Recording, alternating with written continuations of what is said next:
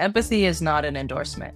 And so sometimes I think people are scared to empathize because they think, oh, if I'm telling you I understand how you could think that, or I empathize with where you're at in life, that I'm condoning it.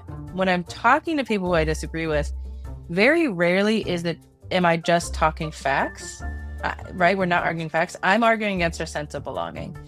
And again, not that I think it's right or wrong or that they shouldn't change their mind, but I have a different level of empathy when I ask myself, like, what would it cost them to agree with me? The work never changes. I'm a person who believes in liberation for all people. The work never changes, but my approach to the work changes. Hi, friends. Welcome back to Think Inclusive, real conversations about building schools where every learner belongs. I'm your host, Tim Villegas. Today's episode is about how to get better at disagreement. And no, I am not talking about just being nice or giving up your values for the sake of peace. Our guest is Brit Barron, who wrote a book that takes this topic head on. Brit is a speaker, author, comedian, whose work explores how we stay connected in a polarized world. Her latest book, Do You Still Talk to Grandma?, dives into cancel culture and navigating relationships with people we love but deeply disagree with. In this episode, we'll talk about how empathy isn't weakness, how our bubbles can actually hurt us, and how educators can lead with compassion even when values clash. As someone who grew up in a faith-based bubble and now works in inclusive education, I've wrestled with these questions myself. How do we talk to people who think differently, especially when those differences feel personal or painful? Brit's insights are a gift to anyone trying to build bridges in schools, communities, and families. Before we meet our guest, I want to tell you about our sponsor.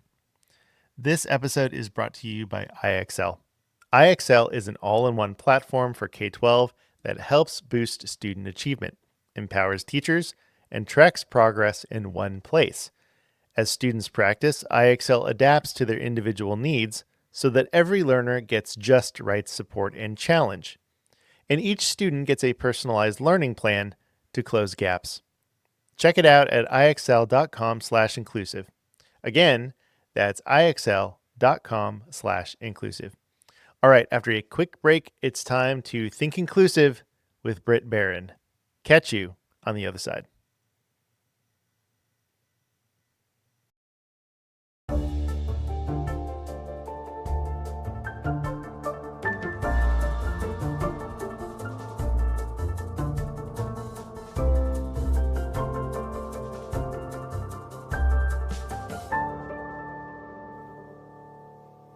Okay, Brit Barron, welcome to the Think Inclusive podcast.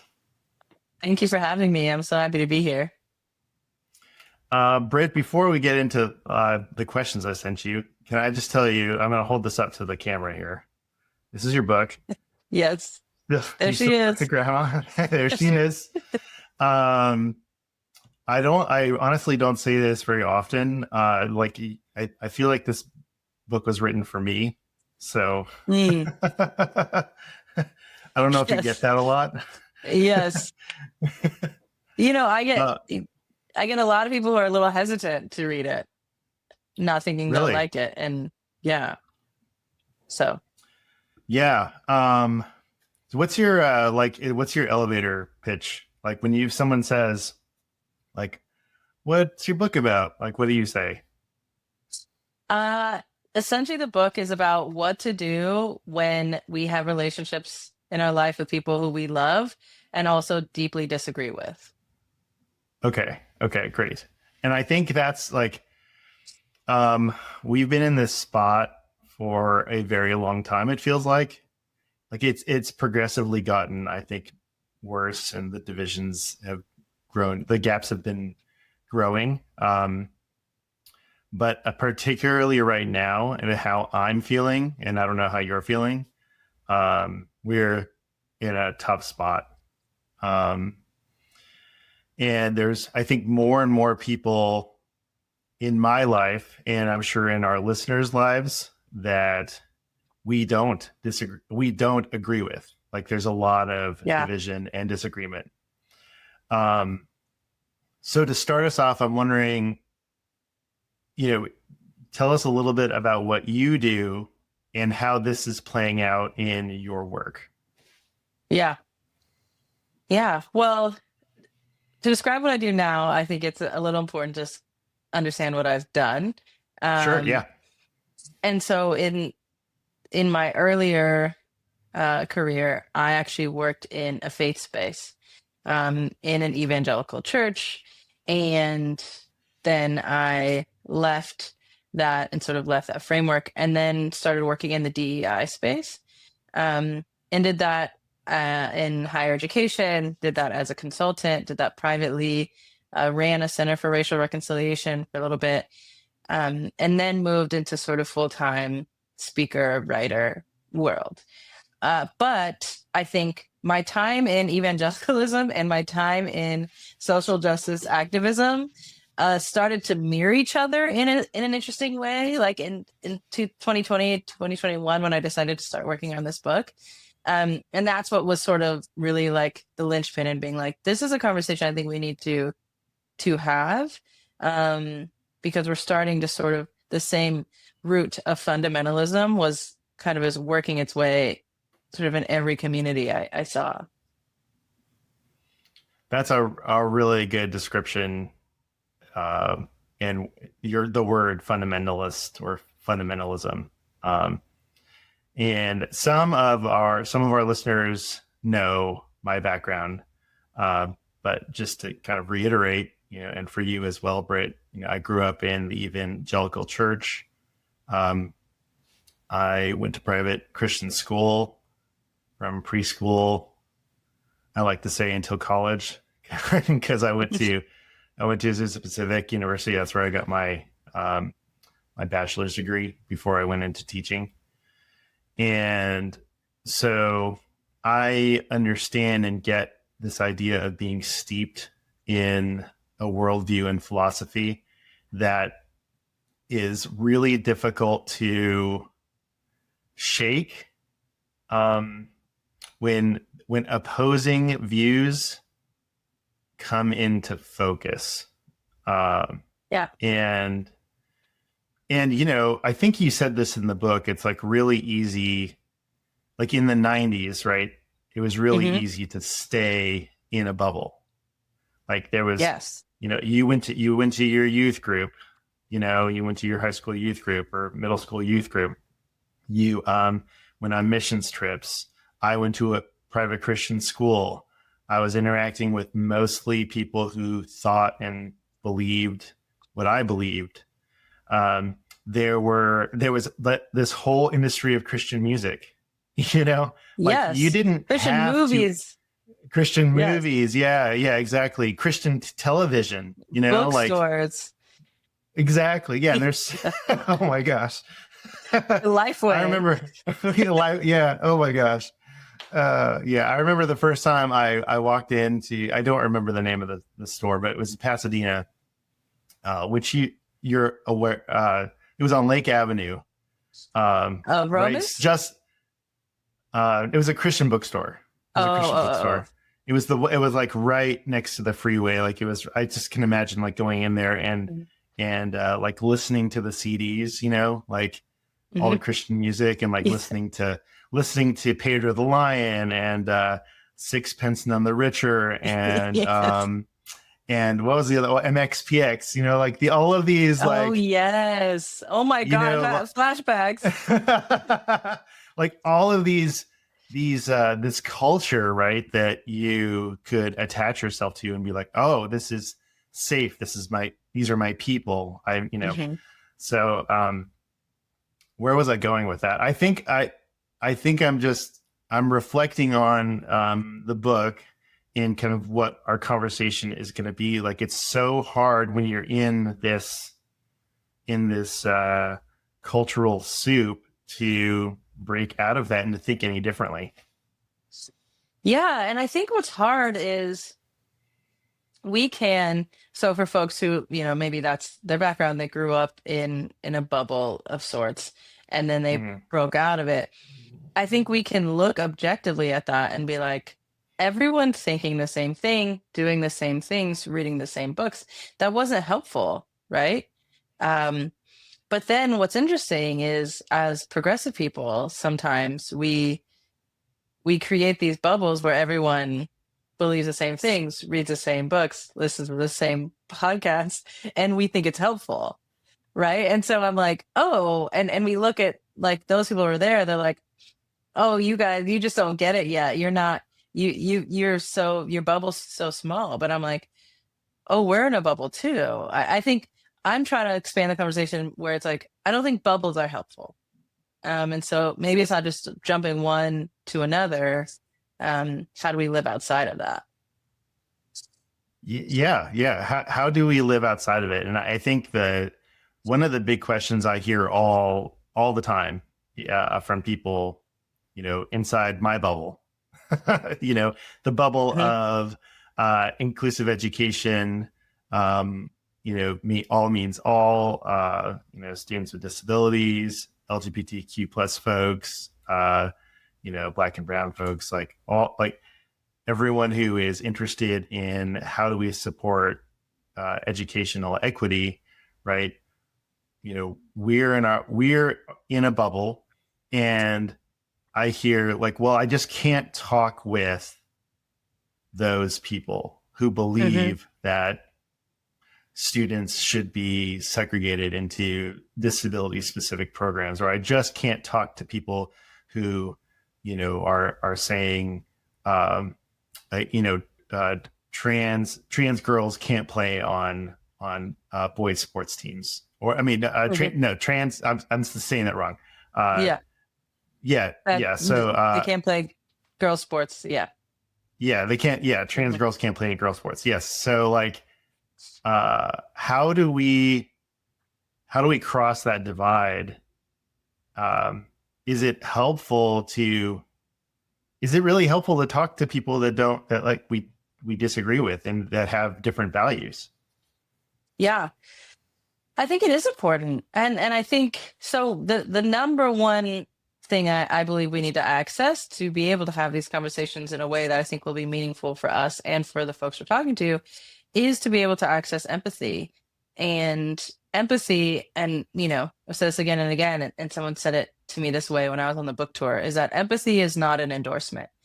And so sometimes I think people are scared to empathize because they think, oh, if I'm telling you I understand how you could think that, or I empathize with where you're at in life, that I'm condoning it, right?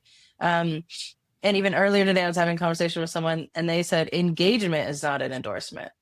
And so I think there's and it comes from, again, our like in group out group thinking. There's this idea that's like, well, I can't even be seen associating or having relationships with these people because then my group will think that I'm endorsing their or condoning their behavior. And I'm like, it's really not that. I think empathy at its core is allowing ourselves to humanize this person we're having a conversation with. And I think that you can't give what you don't have, right? And so our ability to empathize with ourselves and the versions of ourselves that existed before something is going to be incredibly important if we're going to empathize with someone else. Because so I mean, for a lot of folks, right, I would imagine who um there was a moment when they were able to look at inclusive education in a different way, right? Be it the experience of their own child,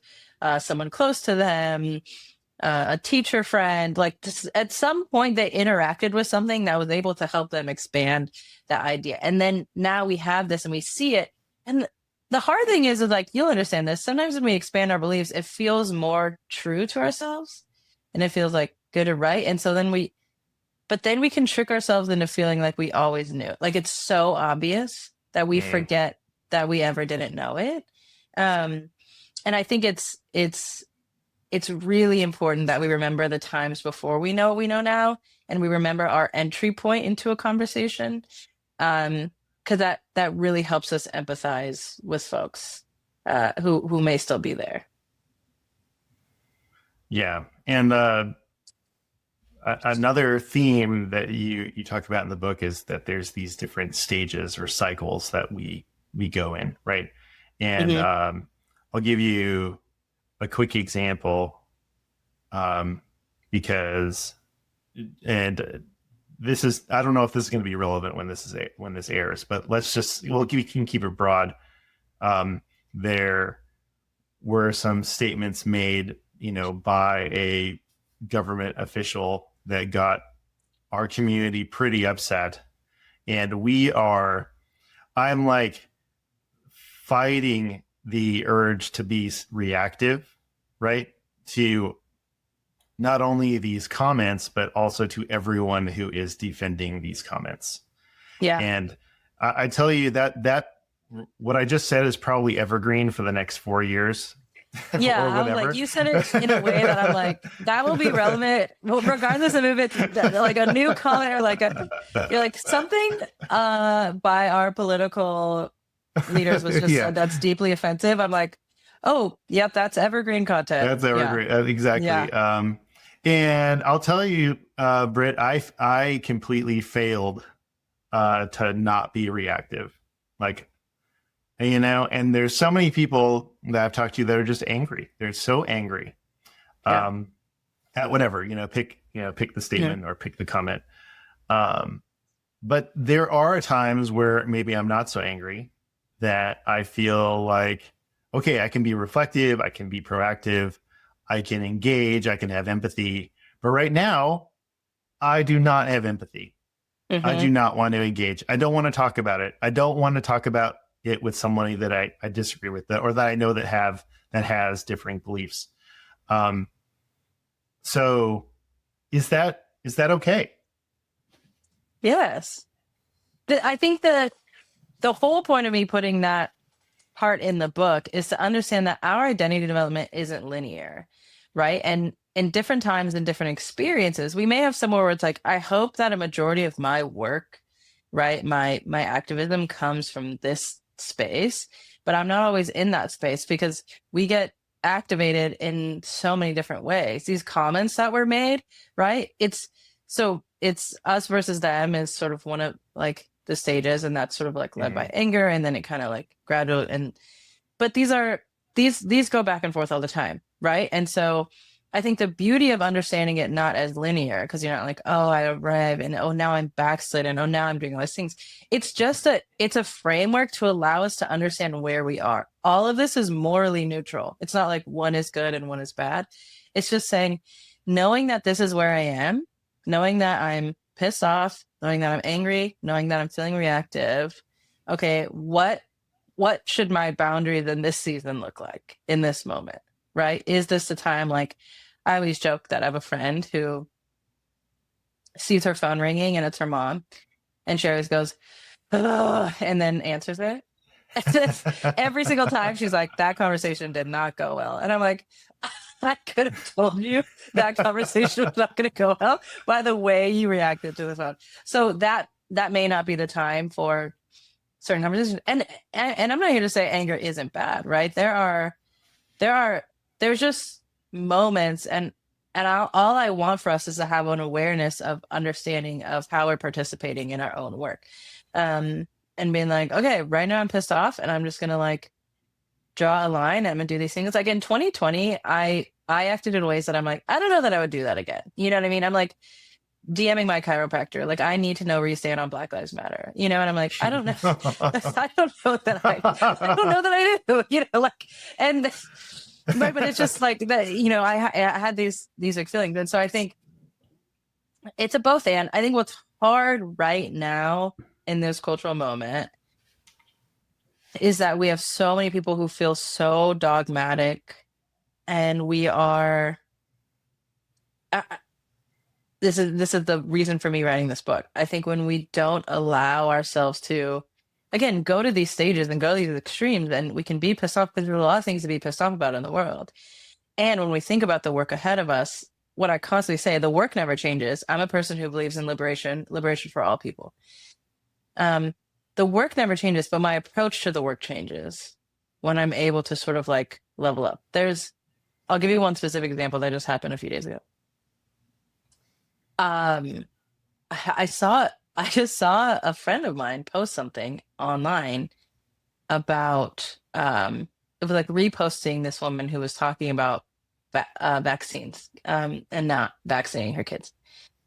Mhm. Um, and, and my friend had like reposted it with something like pretty like, good luck when your kids get sick kind of thing. Like, Ooh. and I was Mhm. like, oh, like, again, I get it because she's like, she's mad, she's like, you're putting my kids at I mean, it's the tension in this conversation is so crazy.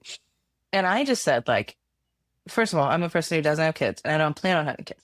So I'm out. But I was just like, listen, I'm not even saying that I'm a person who believes in vaccines. I'm a vaccinated person, but I can't deny that our healthcare system feels confusing. And sometimes I don't know if it's for me or against me. And sometimes I go to the doctor and I'm like, are they pushing a medication? Why are there TV commercials for medication? I mean, this is a very, you can't say that this is the perfect system. Like we can at least like, can we acknowledge that?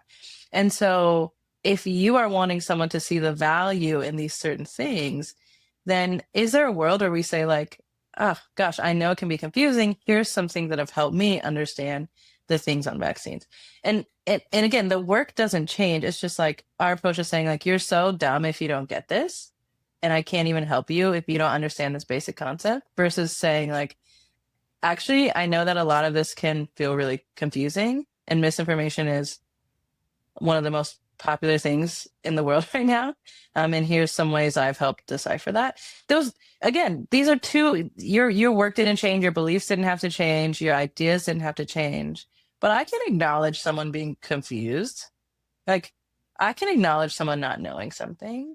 I can acknowledge someone not having, like my friends who have kids who have to do like IEPs, right? This, like I can acknowledge that I didn't even know that was an acronym 5 years ago, and that I don't like now I realize it's like hours and like millions of papers stacked up over years, and like I never knew about that, right? And so it's someone can be like, this is obviously a broken system. I'm like, that's not obvious to me. That may be obvious to you. And so I think allowing ourselves to remember a time before and be like, yeah, I was confused. I didn't know things. And people allow me to learn them without just being like, if you don't know this thing you don't know, you're stupid. Right. Yeah, yeah, and that too. We've talked about this before at the in on this podcast, and with our partners as an organization, we have educational partners that and districts that we work with, Mhm. and like no one would change if we came into a school district and be like, y'all are so backwards for thinking this way about students with disabilities. How could you ever think this way? This is obviously what you need to do. Like they'd be like, okay, you're fired.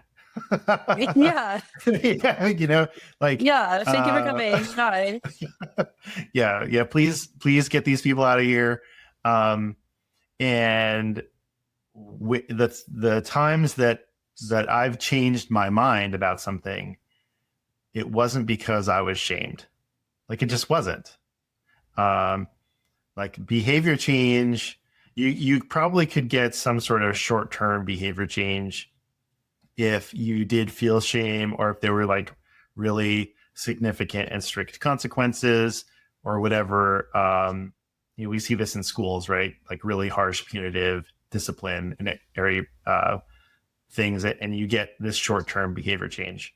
But it's not long term, right? There has to be some sort of like heart change. And that typically doesn't happen unless you have a relationship with someone or something bigger than just like this one incident. Um, Yep. so I think it's really important, like what you said, it's really important to remember that, yeah, I didn't always think inclusion was the right thing to do. Yeah. I tell a story all the time. In 2008, same sex marriage was on the ballot in California. And I was a senior at APU, so I went to APU too. I don't know if we talked about. So I'm a senior at this Christian college. I have all these, I've been indoctrinated with all these ideas around, gay people. And I'm not out yet. I'm not even out to myself at this point. Um, and I have like two gay friends, and so I have this idea where I'm like, but my friends should be able to get married. And then I'm like, but what if I vote yes and then I get struck by lightning and I die and God's like, see, you shouldn't have done. These are the real thought I had, right? Like all of this seems insane to me to say now, like happily married to a woman, and I'm like, queer rights forever. Like I'm Right, right. but I had a full on like malfunction in a ballot box in 2008 because I didn't know whether or not I should vote yes for same-sex marriage. This is Mm-hmm. and so for me to now look at people who are grappling with these things as just like antiquated idiots, I'm like, they're not dumb. They're me, you know what I mean? 20 years ago or whatever, having been indoctrinated by something. And that changes the landscape of it. So far, Brit has helped us rethink what it means to engage across difference. Not with a checklist, but with a posture of empathy and self-awareness. Coming up next, we'll explore why some people may never change their minds and how belonging, not logic, often drives belief. Plus, Brit shares a story about flat earthers that might just change how you approach your next tough conversation. Before we jump back in, I want to take a minute and tell you about the Maryland Coalition for Inclusive Education. MCIE partners with educators and school systems to promote authentic inclusion, foster change, and support the implementation of inclusive practices. Whether it's district-wide transformation, customized learner planning, or professional learning and coaching, MCIE walks alongside educators every step of the way. And here's the best part. Our work begins with a conversation. So if you're ready to create schools where every learner belongs, visit mcie.org to get in touch and start that conversation today. So I really like, again, y'all, you need to get this book, especially if this conversation is resonating with you, because there's so many great things in there. One thing that I wonder if you've gotten this feedback about the book, and so I'm gonna just talk and then you can respond to, because I don't think I have a question. Perfect. So like, it's so hard because when people engage in this conversation, they want like, okay, give me like the 5 things to do, right? Yes. Like, okay, I have this really problematic uncle who is totally, has these really wild beliefs. Okay, and so number 1, like, what do? I sit down with my uncle. Okay, number 2, I go point by point and like rebut everything he has to say or whatever. And number 3, we hug it out or whatever. Like, like, I don't know. Yeah. Like, I think people really want like all of these steps, but what I got out of the book, and your approach is really focusing inward and being like, people are going to have beliefs, and it's like, you cannot control other people's beliefs, but you can control like how you're approaching the relationships with people. And in that situation where you bring empathy, you bring engagement, then it's very possible that person might change their beliefs, but you won't be able to get there unless you do some work on yourself. Am I like understanding what you're trying to say, or am I totally off? Yeah, no, totally. You're right. And I have gotten feedback, or I'll do events like live events, and during the Q&A, someone always asks without fail. And they said, okay, and they give me a very specific example. They say, my Aunt Lisa said this at Thanksgiving. And I'm also like, what I wish I could do is like, here's a flow chart, and you could say like, okay, I have a family member, they're this close to me, they said something this racist, and then kind of this homophobic. So yes, I could see them, but not during Pride Month, and I just have to make like, you know what I mean? And you could try Right. to track down, but it's not realistic, right? And I think we want the magical 1, 2, 3 of change. And I think there are some principles, right? Binary thinking, empathy, boundaries, like those are like some core principles from the book. We have core principles from what we know is change. But the other thing that I feel like a lot of us have is this a sense of urgency. And I'm not saying that these things aren't urgent, because we have harm happening in the world as a result of things that people believe. But sometimes that sense of urgency gives us a skewed perception on how change works. And so we'll arm ourselves with like all this data-backed research, all these ideas. We'll have one 45-minute conversation and think, if that didn't do it, I don't know what will, you know? and our expectation is like, I'm going to have this one conversation, and then, but it's just, yes. So a lot of my work does focus on like, how what's our approach, and how do we do this? How do we not burn ourselves out? How do we create appropriate boundaries? And how do we engage with other humans as humans, you know, and break down some of this like polarization that we're drowning in. I think that's really going to be helpful for our audience, because our educators are constantly educators who believe in educational equity are constantly being put in situations where they're kind of working against this system, right? And the system, it could be a principal, it could be a colleague, it could be like the whole, district or the whole school, and maybe they work at a private school, that it's religiously affiliated, and they believe that they should allow all students of all faiths and gender and sexual identities. Maybe they there's like so many different examples. So like we're constantly put in situations where we're going to have hard conversations with people, if we hold certain values. So I think this is a really great conversation, and why I'm so thankful that you stopped by, because a lot of times I have this conversation with people in like the special education like field or education field. And I think that as people are listening, hopefully they're seeing like this is a human issue. This is like a human problem that we have, right? That we don't talk to each other, we don't engage, and we don't aren't empathetic.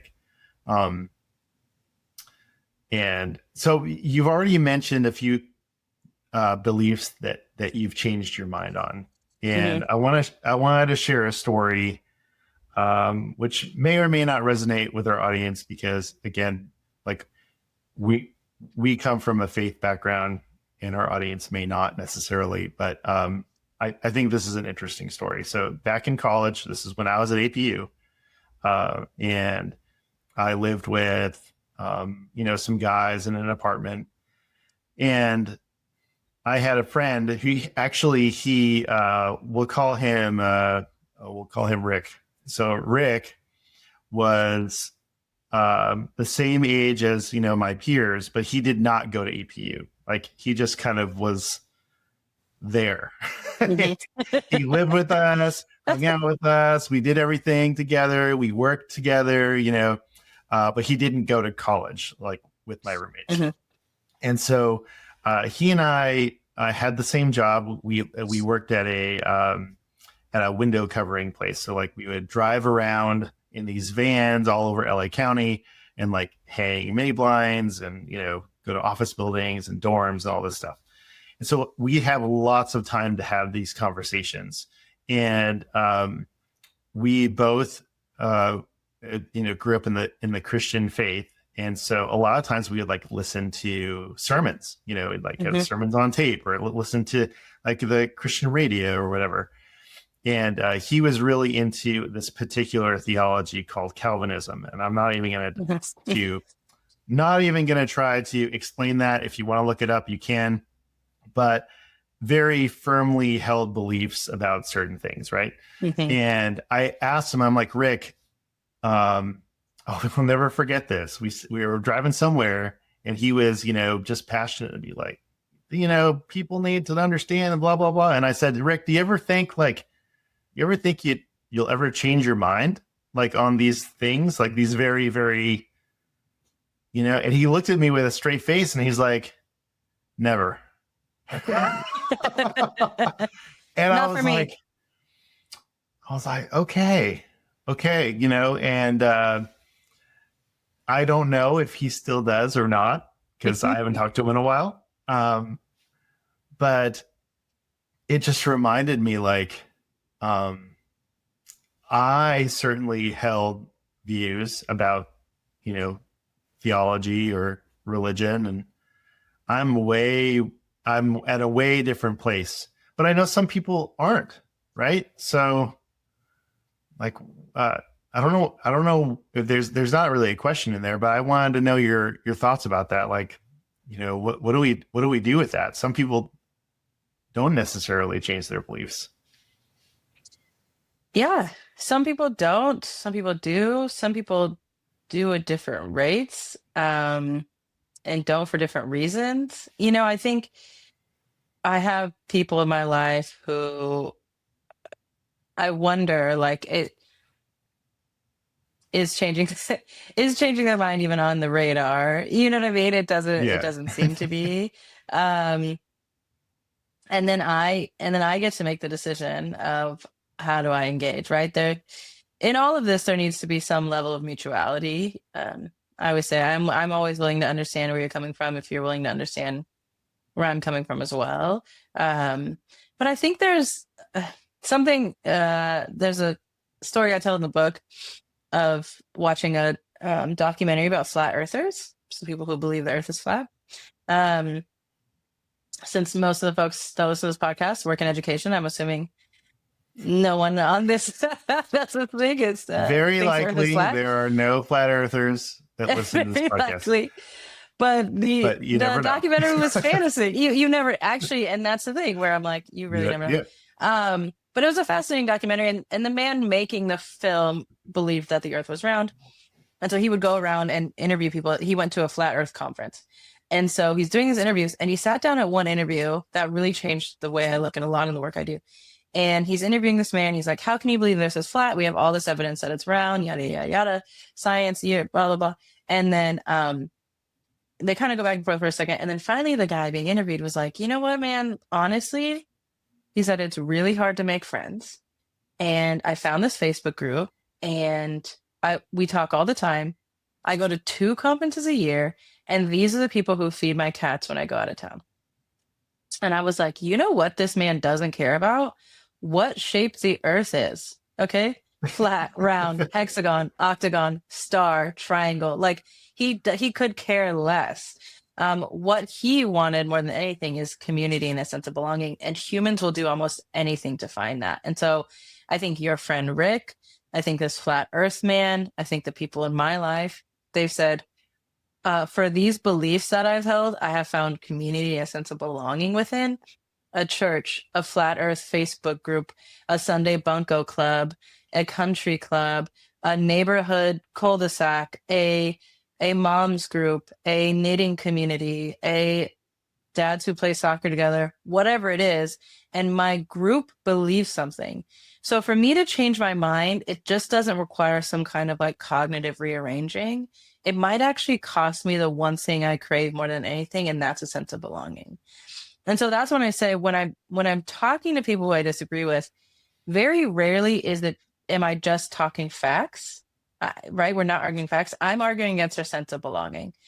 And again, not that I think it's right or wrong or that they shouldn't change their mind, but I have a different level of empathy when I ask myself, like, what would it cost them to agree with me, right? because it cost me to change my mind, right? Like I used to have this beautiful sense of belonging to this community and then I didn't. And that was painful. I think it was right. I think it was good. I think it was pure and true. And that doesn't mean it wasn't hard. So I think for people like Rick and Flat Earth Man, and they're thinking, who's going to feed my cats when I go to town, right? And what will it for teachers who have excluded students, right? With different abilities, who have done that for years. Yeah, there's going to be some pain in changing their mind and realizing, like, have I treated these students in a way that is harmful, and have I been a teacher for 30 years, and for 29 of those years I've seen this the wrong way. Like, you know what I mean? It's hard to change. Again, I think it's right and good, and but I think people don't, for a lot of different reasons. That's so important to think about.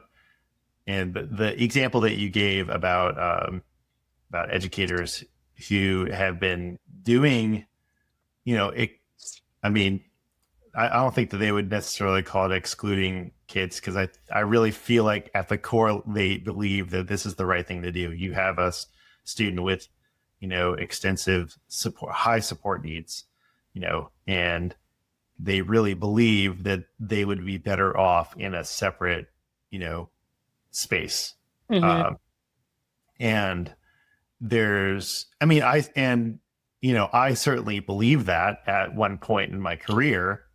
And it took an experience of me going, oh, this is what you mean. Like, this is what you mean to support somebody with high support needs in a regular class, in a general education class. This is what it looks like. This is what it means. Like, it took an experience for me to be like, oh, okay, this is what you mean. And then I was able to make a change, cognitively, and also like just in my belief system.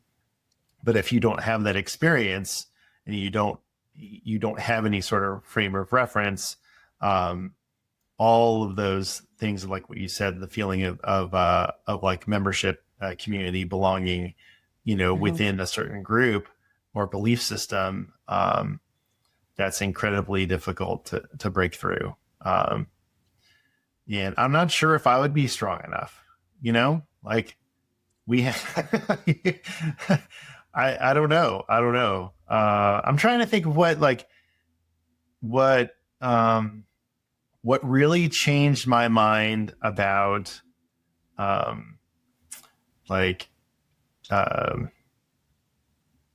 what like pushed me over to like the progressive side of theology and, gender and sexual identity, was actually the disability community.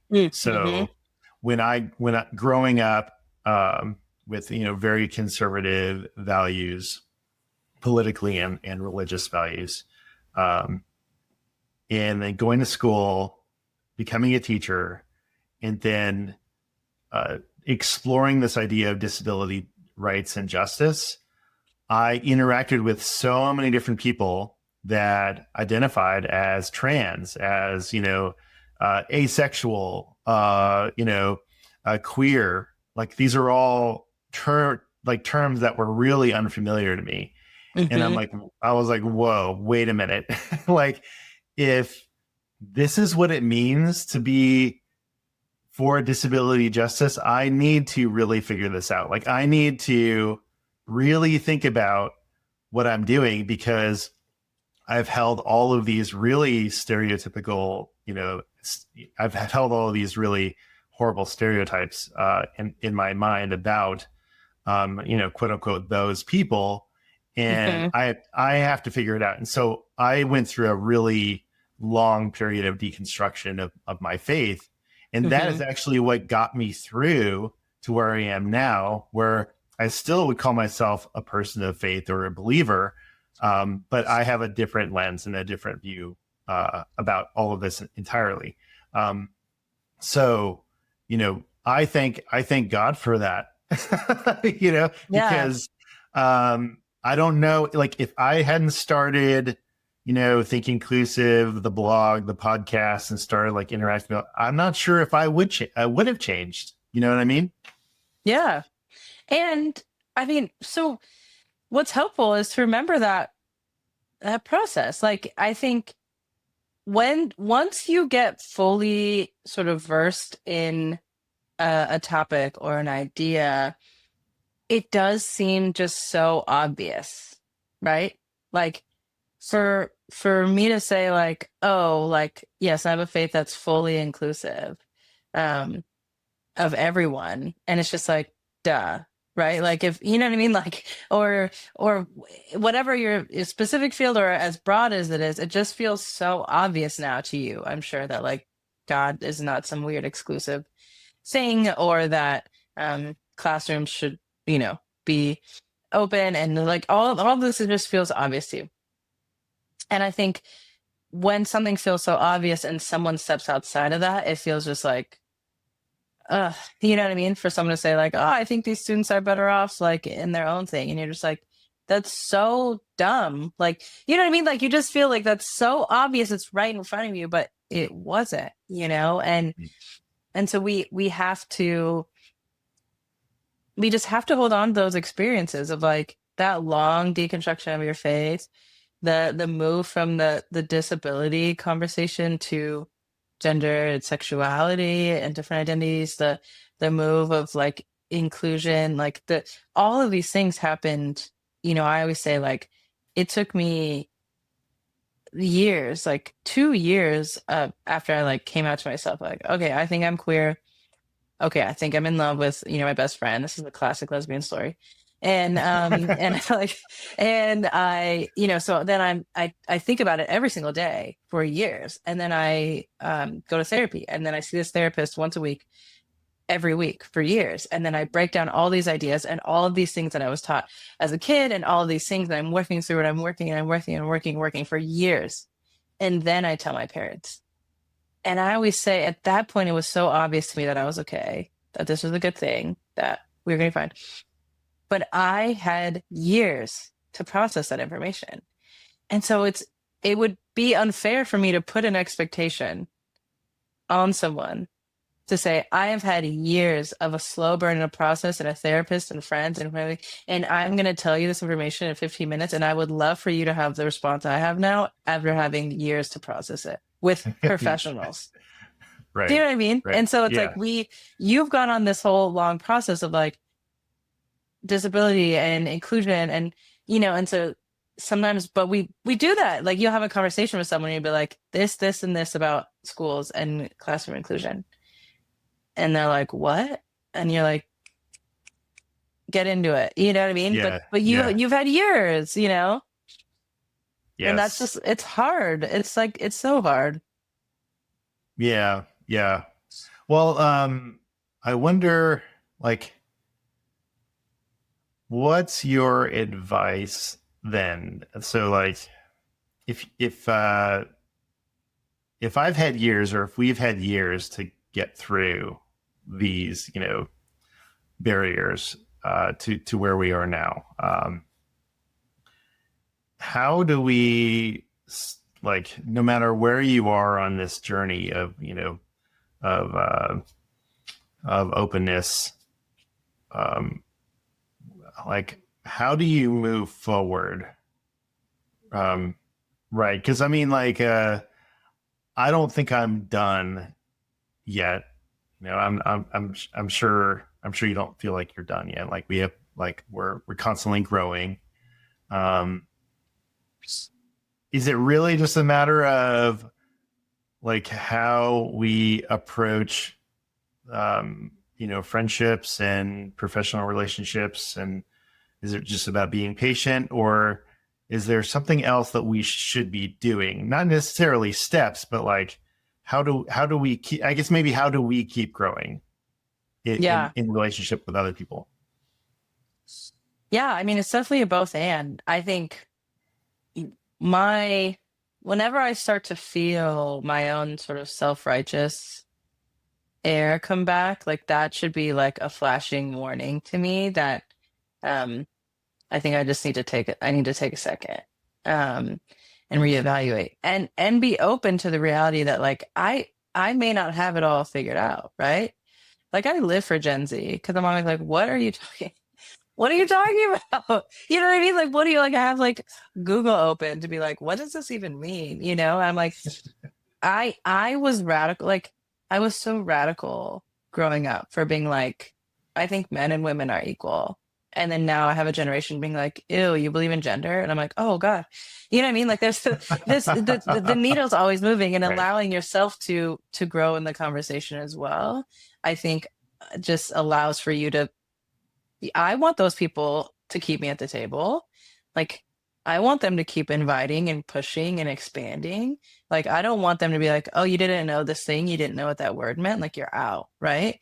Um, I remember this is not that long ago. And I was at a conference and the term AFAB, like AFAB, was on something and I didn't know what it meant. And so I just asked, and like, what is this? And they were like, assigned female at birth. And I was like, oh, like, and I remember this, like, this twinge in my spirit of like, am I going to get kicked? Like, are you going to still, like, I just asked, I didn't know something. Like, Your inclusion card has been revoked.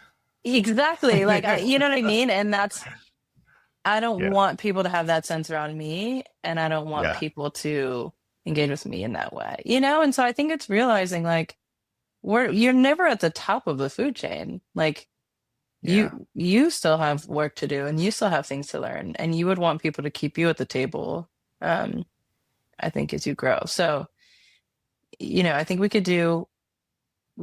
can and I think should do both. Yeah. And I really appreciate your suggestion of when you're feeling self-righteous to take a minute, take a few minutes. And I think it's so hard because, you know, we talked about this earlier, just like being reactive, right? Mhm. Like whether it's something we read online or whether it's somebody, our friend or family member says, like, we want to like do something about it right now. And Yeah. we want to make that comment, type that comment out. We want to, you know, say the thing to shut down, you know, that racist or, you know, sexist comment. We want to do something because I think, like what you said, there's like a sense of urgency, right? Um, but maybe ask ourselves, do we need to do that right now? Right? Does it need to happen right now? Is there another way to approach it that could hopefully make longer or more substantial change in the future? Yeah, and not to go down this rabbit hole because we don't have the time, no one has the time, but I also I think I think there is an important part of the work where we are able to appropriately assess our abilities and influence. So this is a quick story. I used to lead civil rights tours. So I'd put people in a van. We would go to the South. We would trace the steps of the Freedom Riders, interview people, really immerse ourselves in what that movement meant. And one year I took a woman who was a white woman who had an adopted Black son. And so we're learning and we're experiencing all these things. And she's kind of experiencing some of it for the first time. And I think for the first time, the weight of like living in America, like what that would mean is going to mean for a Black son, what that like the day. And I remember one night she's like, we got to do something about this. Like, you know, she's like, all urgent. I'm like, so it's actually been an issue since before you found out. And and a lot of people have been doing things about it. And this this this energy, so what the leaders of that movement knew and told us and reiterated is that they may not even see the the fullness of this change, but that they're committed to it regardless, right? And this sense of urgency that this woman was like spinning out in a hotel room on, you're like, is that even helpful? And so I'm not saying we can't speak about our beliefs and do all these things, but sometimes I think like posting on social and just being like, here's all the reasons this thing was stupid that this person said, it's fine. But sometimes it scratches an itch, I think, that relieves the sense of how long of a journey change actually is. And I think in a way that stunts our activism when we're able to just be like, oh, I feel so uncomfortable about this. This man's so stupid. Send. And you're like, and again, I'm not saying we can't like use social and just speak our minds. I think a lot of good things happen on social media, but I do think it's giving us a sense of relief that I don't know that we should have, right? I think we're meant to sit in some of that like murky of like, MLK, Fannie Lou Hamer said they weren't gonna see it. They planted seeds and watered them. I'm watering and planting more seeds. The next generation will. It's sometimes a little bit self-centered to be like the fullness of the work is going to exist in my 5 to 10 years of doing it, right? I just don't think that's realistic. And I think sometimes our reactivity and the availability of the internet gives us I don't like what it does there sometimes. Well, this was an awesome conversation. And I want to end it on a actually, before I do, Mhm. before we get to our last segment, which is the mystery question, where can people find you, your work, your book, anything you want to plug? Yes. Do You Still Talk to Grandma? Available anywhere books are sold. I always recommend finding it in a local bookstore, requesting it at your local library if you want to get it that way. And it's available also on Audible. And you can find me on Instagram at Brit Barron or online at BritBarron.com. What a conversation. Brit Barron reminded us that empathy isn't about agreement. It's about connection. We explored how our need for belonging can shape our beliefs, why change is rarely linear, and how educators can lead with both courage and compassion in divided spaces. Before we let Brit go, it's time for something a little bit lighter. It's the mystery question, handpicked by my 12-year-old, and this one's all about embarrassing moments. Let's just say one of us had a run-in with a missing car, and the other had a surprise encounter at Disneyland. Stick around. You're going to love this. Amazing. I did end up getting it at my local Barnes and Noble. So Yes. Love. it was there, and I found it, and I'm so happy that it's in my library. So, all right. So the mystery question is, there are questions written by my 12-year-old Yes. on various topics. Yes. And so we're just going to have to pick one by random, and then we'll both answer it. So here we go. I love this. All right. So what is the funniest thing that has ever happened to you? This is a big question. So it may not be the funniest, but one of the funniest things that's ever happened to you. I'm not really good at the funniest, but there is a if you have one, go ahead. But I do have one that comes to mind. It's embarrassing. It's not really that funny. Okay, mine's an embarrassing one too. Okay, all right. So we're on the same page here. Yes, okay. yes. Okay. So let me tell you. I'll tell you this one about when I stole my own car. This was an APU story. Okay. Okay. So I lived in some apartments that across from campus, and it was just me and my roommate. And I had gone to class or whatever and come back, and I woke up the next day and went out to where my car was in my driveway or whatever, and it was gone. It was just gone. And I'm like, oh my God, somebody stole my car. So I get my roommate out. I'm like, do you know what happened? Like, does anyone know what happened to my car? And so I called my mom and my dad. I'm like, oh my God, the car is stolen. They're like, it's okay, just report it stolen. So I like make a police report or whatever. And so then the next few days, like I go to chapel, so like you go across the campus and there's chapel like 3 times a week or whatever. And everyone knows, like, poor Tim, his car got stolen. Oh my gosh, it's so this is so awful, And then I hear somebody from across the campus, and my nickname in college is Vegas. So they were like, Vegas. I'm like, yeah, like, don't you have that like SUV with a bunch of stickers on it? I'm like, yeah, that's my car. He's like, it's parked on the other side of the campus. I'm like, what? And then at that very moment, I was like, oh my God. So what had happened was it was raining, and I walk to class. Normally, like I just like walk to class, and it was at night. But it was raining. And so I'm like, I'll just take the car. So I drove the car over to campus and then went to class. And then in my normal routine, I walked home because that's what I do. And then after like, it was like a day or maybe even like it was like a day and a half. Like I didn't use the car. And then when I went over to where my car was, it was gone. So I automatically thought someone had stolen my car. This is like before AirTags. This is before.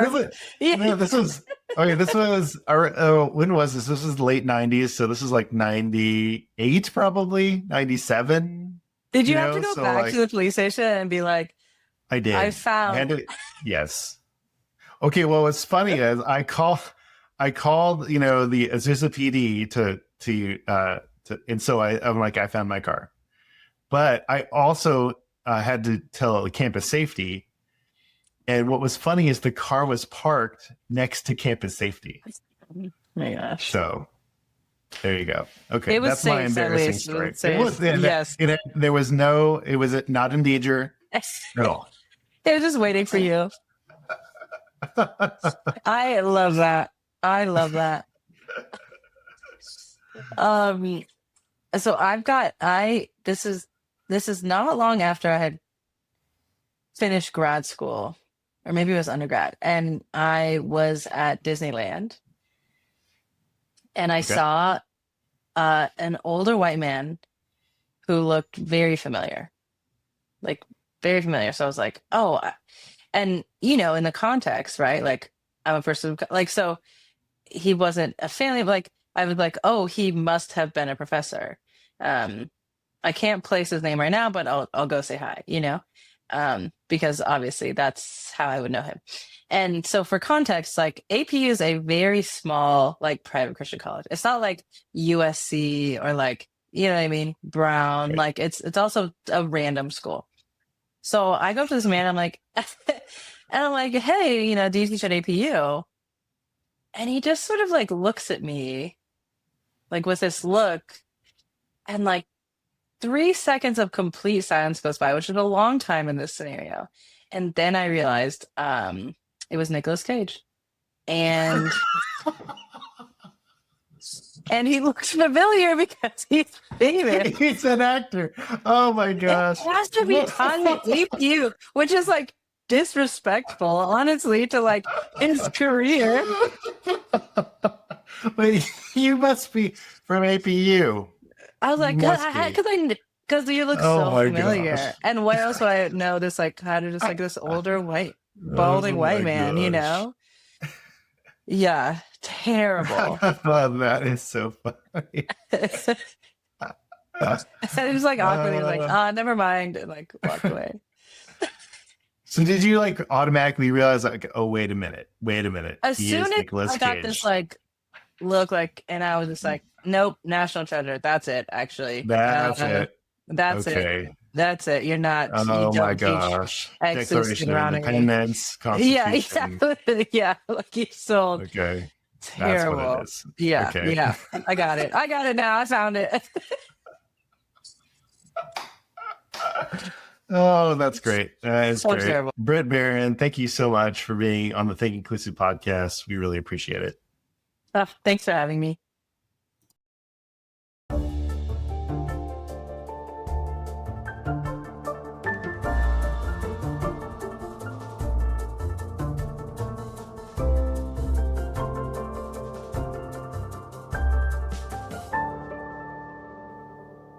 This conversation with Brit Barron reminded me of something essential. We don't have to sacrifice our values to acknowledge the humanity of others. Inclusion doesn't mean agreement, and empathy doesn't mean endorsement. But if we want to build schools and communities where every learner belongs, we have to be willing to stay in the room with people that we disagree with, even when it's hard, especially when it's hard. So here's one practical step for you today. Think of someone who you've written off because of their beliefs. And instead of debating them, try to understand what belonging looks like for them. You don't have to agree, but you might just find a way to stay connected. If this episode resonated with you, share it with a friend, family member, or colleague. Please rate us and leave a review on your favorite podcast platform. It helps people find the show and join the conversation. And if you listen on Spotify, there is a section for comments. You can share what you thought of the episode there as well.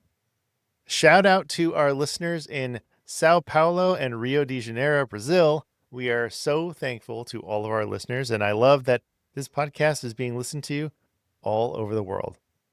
If you want to share where you are listening from, you can always email me at tvegas@mcie.org. Now, let's roll the credits. Think Inclusive is brought to you by me, Tim Villegas. I write, edit, mix, master. I basically wear all the podcast hats and the baseball caps. This show is a proud production of the Maryland Coalition for Inclusive Education.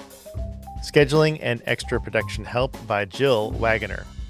Our original music is by Miles Credich with extra vibes from Melody. Big thanks to our sponsor, IXL. Visit ixl.com/inclusive. Fun fact. Okay, so I went to Azusa Pacific University for college, and one of my favorite places to go was Donut Man. And this is a 24-hour donut shop in Glendora, just a few minutes away from campus. And they had these seasonal peach or strawberry donuts, which are basically these fruit-filled glazed donut monstrosities, but so delicious. I forgot to ask Brit if she ever went to Donut Man, but chances are, if you went to APU, you did. So what is your favorite place to get a donut? I'd love to know. Email me at tvegas@mcie.org. I read every single message. If you've made it this far, you're officially part of the Think Inclusive inclusion crew. Want to help us keep moving the needle for inclusion? Head to mcie.org and click the donate button. Give $5, $10, $20. It helps us keep partnering with schools and districts to move inclusive practices forward and support educators doing the work. Find us on the socials, almost everywhere, at Think Inclusive. Thanks for hanging out, and remember, inclusion always works. From MCIE.